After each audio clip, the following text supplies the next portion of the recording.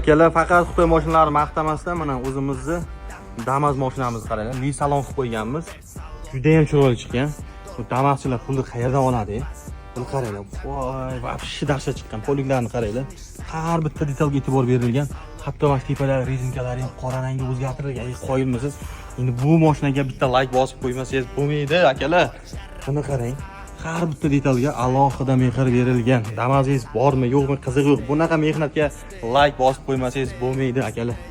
Juda ham skromni chiqqan. O'zi Damas akalar mashinasini har doim shunaqa tuning qilib yuradi. Skrom, hech qanaqa bachkana narsa yo'q. Yana o'zingizdan fikringizni bitta yozib qoldiradi. Bu mashinamizga yana nima qilsak bo'ladi?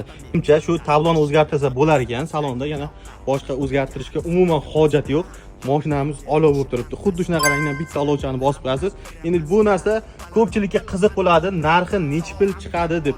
Usta akamizdan bitta so'raymiz. Temur aka, bitta keling aka, mashinaga shunday turing.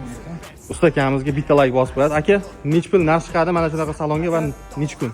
$8 pul ketgan bunga. 4 kundan 1 haftagacha chiqadi. 4 kundan 1 haftaga. $8 Damaschilarga pul emas ekan aka. Birasa olib qo'yishadi. Keyin Instagramlarni atmetga qilib qo'yaman. Obuna bo'linglar. Sababi shunaqangi proyektlar qilyapti. Bundan ham zo'r proyektlar qilib chiqadi. Agar Damazingiz bo'ladigan bo'lsa, shunaqa salon qildiraman deb yurgan bo'lsangiz, Temur akam maslahat beraman. Juda ham ishlari toza. Qilingan ishni ham o'zingiz ko'rishingiz mumkin. Juda ham chiroyli chiqqan aka. Gap bo'lishi mumkin emas.